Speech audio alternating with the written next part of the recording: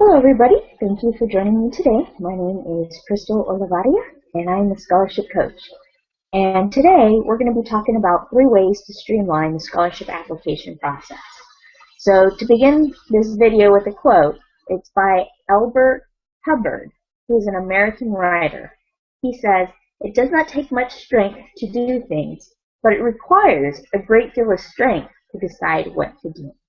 And I find this to be particularly true. So my question to you today is, are you willing to do what it takes to separate the good opportunities from the great opportunities? And now your immediate response might be, yes, of course, duh. But, if you think about what does that mean? To separate good opportunities from great opportunities requires time, energy, and effort, and to a lot of people that equates to work. So if you think it's worth it, then it definitely is. If you think it's a great idea, but you don't take any action, well, then it's just a good idea and it's not going to get you anywhere. So today we're talking about streamlining because many people have questions about, well, when do I begin to streamline? At what process is it necessary? Should I be thinking about it? I don't know where any scholarships are.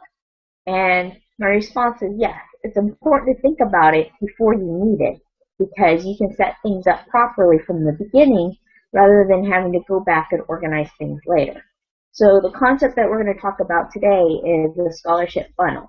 And what that means, with this handy-dandy little diagram, is that you see 2 funnels. This funnel right over here is the one where it looks like you have a few opportunities coming into the funnel, and you see all the space between the opportunities. Each dot represents a scholarship, and they're different colored dots. So one could be an academic scholarship. It could also be something that has to do with perhaps your GPA, your SAT score, something you've done. And the other colored dot, the green dot, represents other activities that might be fun scholarships or scholarships that are non-academic that you might think are interesting. It could be art scholarships, photo scholarships, poem scholarships, scholarships that require essays about maybe bullying, cyberbullying, or other things. So this is what happens. A lot of people get stuck on this side because they don't know where any of the scholarships are. They're out there looking for them. They're out there finding them. A few start trickling in. And this is where a lot of people spend their effort. When you're over here, you're looking for scholarships. So you don't have many scholarships to separate the good from the great ones. What you want to do is you want to be over here where you have so many scholarships that are coming your way that you need a process to filter them and to streamline them to figure out what are the good opportunities versus what are the great opportunities. And there's several ways to do this, but certainly in the beginning you'll start by looking for scholarships, and I'll talk about this on other videos as far as where you can go to get individual scholarships, where are the secret hiding places to be looking for them. But eventually what you want to do is you want your friends, your family, your loved ones, teachers, guidance counselors to basically recruit scholarship opportunities for you and bring them to you. So on this side of on this funnel, this is where you're looking for the opportunity. Then you move over to this side of the funnel, and this is where other people are bringing opportunities to you, and that's why it takes a lot less work to be on this side than it does on this side. This side, you're spending your effort looking for the scholarships. On this side, you've made it to the point where you're spending your time sorting the scholarships rather than finding them. And what you want to do to build momentum to get to this part is you're going to want to go ahead and create a list of the different scholarship opportunities. So you're going to want to create something that looks like this, where it's going to be the due date with the scholarships. You're going to have the date, and then you're going to have the name of the scholarships with the amount. And then you can have a little checkbox system on the side of, when you have found it, is this one that you qualified for? I put a circle around the box. Yes, we're going to qualify for this one. An X through it or a red line through it if it's like this sounded like a great opportunity, but when I looked into the opportunity, I found out that we weren't applicable. We didn't meet the requirements for whatever reason. And then we continue on. And I use this for a few reasons. One, it helps me stay organized, but 2, it's also great when you talk to other people and they see that you're taking action. The whole point is you want to provide social proof that you're doing something. You are using your time wisely, and then other people want to help you more. Because they feel like if they give you a scholarship and hand something to you that you might not do anything with it, but they see you organizing the information and using it, they're like, wow, they're willing to take more effort to help you because they see you helping them. And in that way, you're setting off the work for someone else to do it because they're willing to do it, they want to do it, and that's part of the streamline process.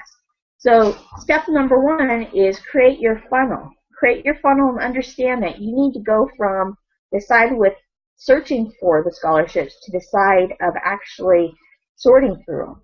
Step number 2 is to create a list that you can use as social proof to other people to help engage them into why they should be helping you. You are keeping a list. You are keeping track of the opportunities. And the third thing that you want to do is create another page with even more checklists so that you can keep track of why you deserve scholarships. And make a list for academics, a list for community service, a list for work experience, and a list for recommendations. Because what's going to happen is as you start applying to more and more scholarships, you might forget an important detail, such as a great organization you work for, how many community service hours you did, an honorable mention, and you don't want to forget that. So you want to create a list that you can use as a cheat sheet, because this cheat sheet will eliminate time of you having to go back later and think about, well, what did I do? How did I get it done? And the whole point is to reduce the amount of time you need to get through these scholarships. And after a while, it'll come to you very naturally because you'll keep telling the same story over and over and over again. And that's the difference between the 2 different types of scholarships. One is academics or something that relies on facts. They're facts that you can use, specific organizations you've worked for, specific circumstances that you've been in that you just recite over and over and over again. And then you have other scholarships like cyberbullying where it's more opinionated and you can do different ideas. So the idea is you might want to do a combination of both just because you can get tired of doing the facts, but you also might want to keep yourself entertained by going after some of the other scholarships that might be an area of interest to you.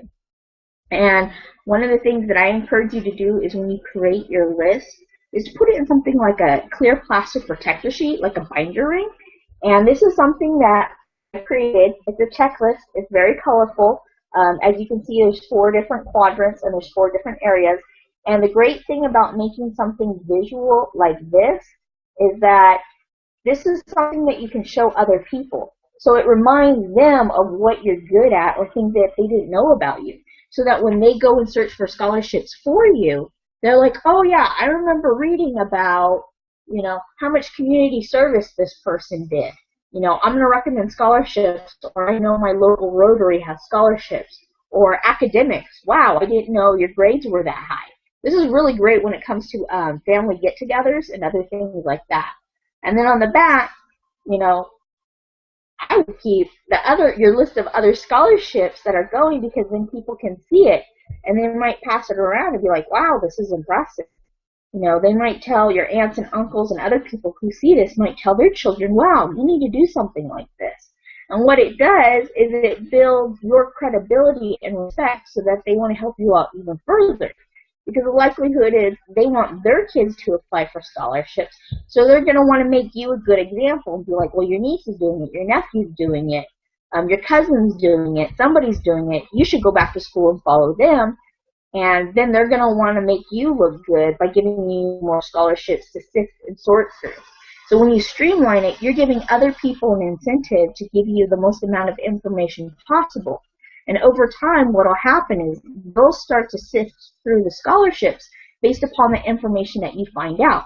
So the more time you take to fill this out as far as your as far as your checklist, and filling out the 4 quadrants with the academic, the community service, the work experience, and the recommendations, the more time you spend communicating clearly, the easier it is going to be for other people to figure out whether or not other scholarships are going to be a good opportunity for you. And the last thing I will say is that make